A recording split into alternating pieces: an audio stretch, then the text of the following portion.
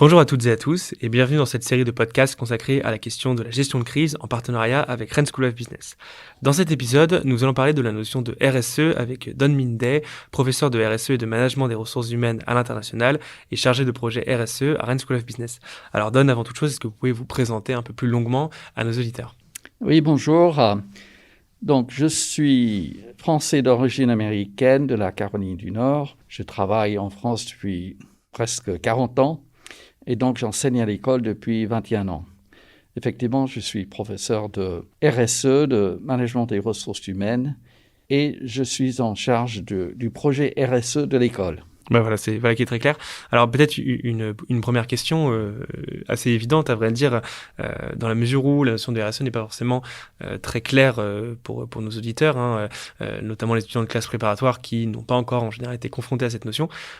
Qu'est-ce qu'on entend finalement par RSE ? Donc la RSE signifie responsabilité sociétale de l'entreprise, qui était connue avant sous le terme développement durable. C'est un sujet qui met en valeur l'importance de tenir compte des aspects économiques, environnementaux et sociaux dans la stratégie d'entreprise et dans la prise de décision. Alors, si on fait maintenant une sorte de rétrospective un peu historique du terme, déjà de quand, à partir de quand ce terme a été usité et de quand date l'enseignement de cette discipline en école de commerce, puisqu'elle est devenue finalement assez prépondérante dans la pédagogie aujourd'hui proposée par les écoles de commerce. La RSE a commencé à prendre de l'ampleur dans les années 90. L'ONU, à la fin des années 80, s'est penchée sur la question du développement durable. Quand je suis venu à Rennes School of Business à la fin des années 90, on enseignait un cours qui s'appelait l'éthique des affaires. Ensuite, ça a évolué pour englober aussi la RSE.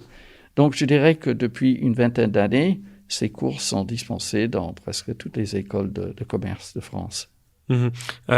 Et alors, concrètement, en quoi consiste cet enseignement ? Qu'est-ce qu'on apprend en matière de RSE quand on intègre une grande école de commerce ? Donc, la RSE, c'est surtout un cours de management parce qu'on parle d'intégrer les enjeux écologiques et sociaux dans les prises de décision des affaires.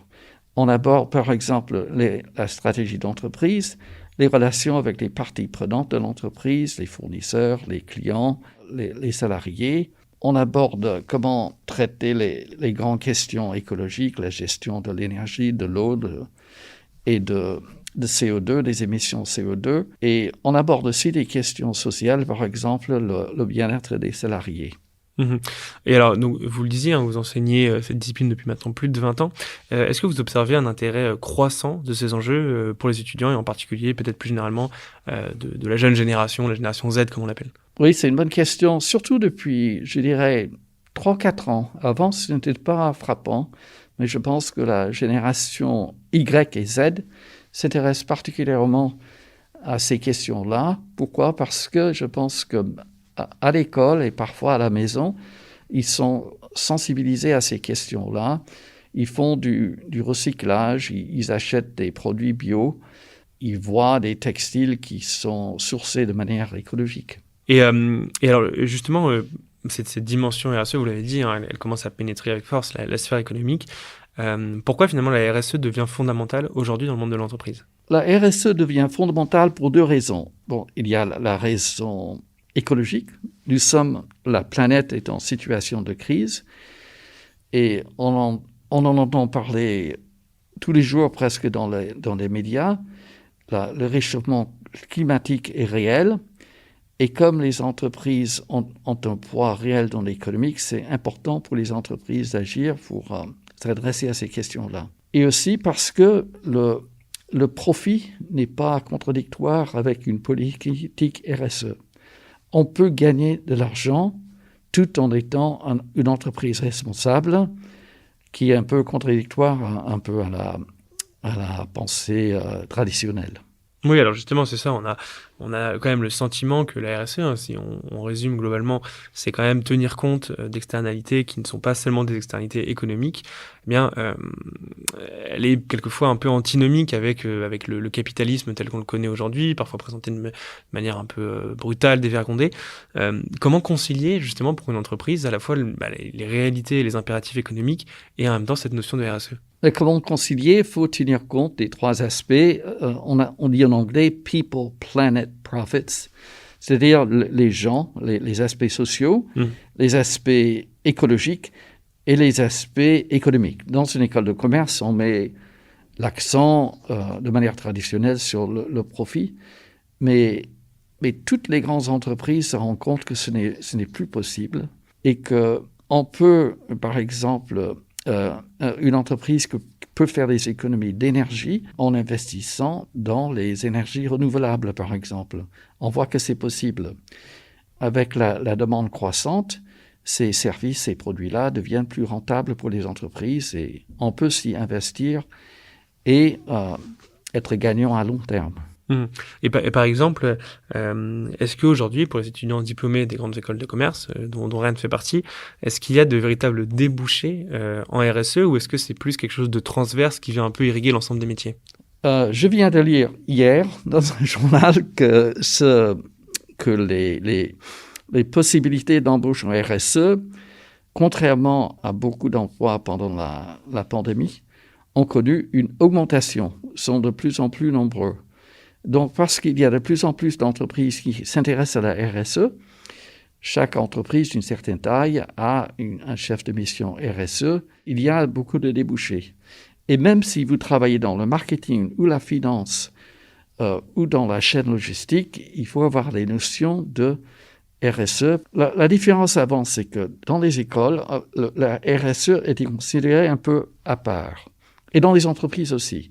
Tandis que maintenant, la RSE est intégrée dans les stratégies d'entreprise. Dans nos écoles, dans cette école, par exemple, chaque association d'étudiants a un responsable RSE et chaque association doit fixer des objectifs et atteindre les objectifs en rapport avec la RSE. C'est juste pour montrer qu'on veut préparer nos étudiants à avoir cette pensée que la RSE est intégrale à la réussite des entreprises. Et justement, donc, vous parliez du contexte économique compliqué, bien sûr, inhérent à la crise sanitaire.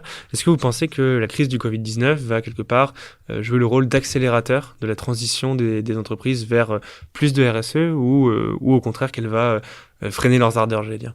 Non, je ne pense pas que la crise du Covid va freiner la prise de conscience de l'importance de la RSE. Je pense qu'on a constaté que à cause de la baisse de l'activité économique, le climat, l'atmosphère s'est améliorée, il y a moins de gaz à effet de serre, mais ça c'est temporaire. Alors la pandémie, on va la vaincre. Le problème avec la crise climatique, c'est que les effets sont toujours là et ils sont irréversibles. Donc je pense qu'il y a eu un effet temporaire par rapport à la crise climatique, mais une fois que la pandémie est passée, il faudrait vraiment se consacrer à la crise climatique, dont les effets seront plus dévastateurs que la pandémie. Oui, vous en parliez tout à l'heure en off, c'est cette notion de déplacé climatique qui va devenir de plus en plus importante. Et donc là, on voit cet impact aussi sur l'économie, sur la géopolitique de cette crise environnementale que nous connaissons cette fois-ci. Alors peut-être pour prendre un exemple précis pour se rendre compte dans quelle mesure ces problématiques RSE ont quand même irrigué depuis maintenant de nombreuses années les entreprises, on peut se focaliser davantage sur l'industrie du textile qui, alors c'est pas forcément de notoriété publique, même si ça commence à se savoir beaucoup, mais qui est une des industries les plus polluantes aujourd'hui dans le monde.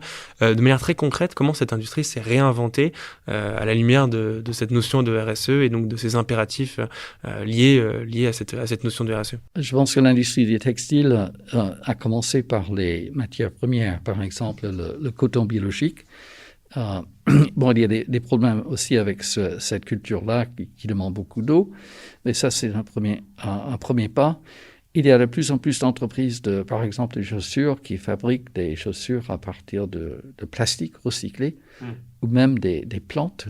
Bon, ces produits-là sont plus chers. C'est comme les produits alimentaires. Les produits de commerce équitable étaient beaucoup plus chers il y a 10-15 ans, mais maintenant qu'ils sont devenus plus courants, il y a même des marques de magasins de produits.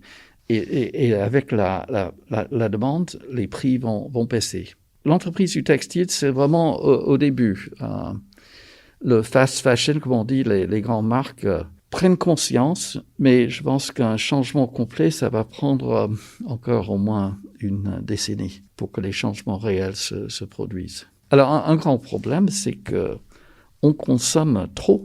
Donc, la question, c'est est-ce qu'on fabrique trop ou est-ce qu'on achète, nous, trop? Et c'est probablement les deux. Et donc, il y a un effort de pédagogie à faire, à la fois dans les écoles et auprès du public à propos de la consommation. Et les entreprises vont devoir apprendre à juste produire moins et peut-être gagner moins.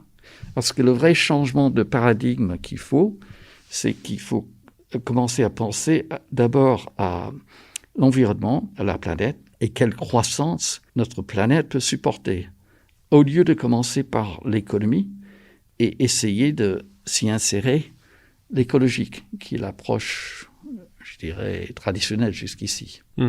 Alors, de manière générale, selon vous, quel est le véritable moteur justement de cette transition RSE?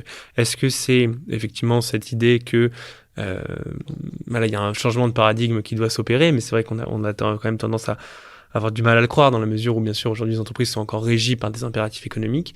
Est-ce que c'est la pression des consommateurs qui, effectivement, exigent de plus en plus des produits responsables, des produits qui respectent l'environnement, des produits qui ont été conçus dans de bonnes conditions, sans exploitation humaine, notamment?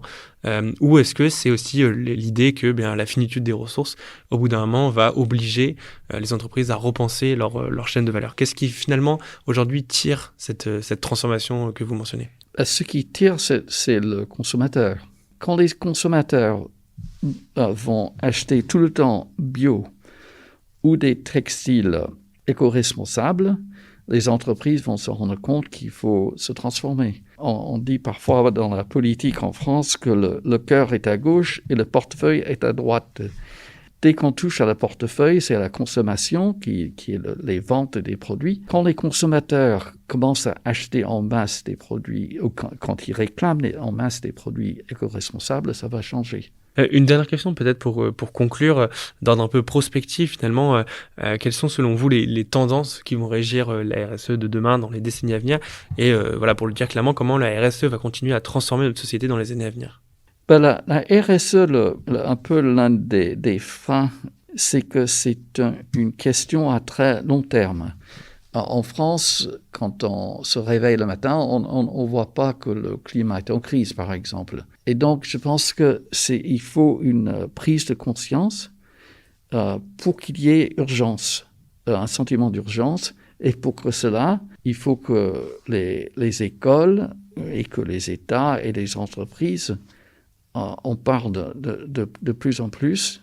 Et je pense qu'il faut, et c'est un peu pour cela que nous voulons former des dirigeants responsables, parce que ce sont des responsables d'entreprise et des hommes et des femmes politiques qui vont conduire le changement.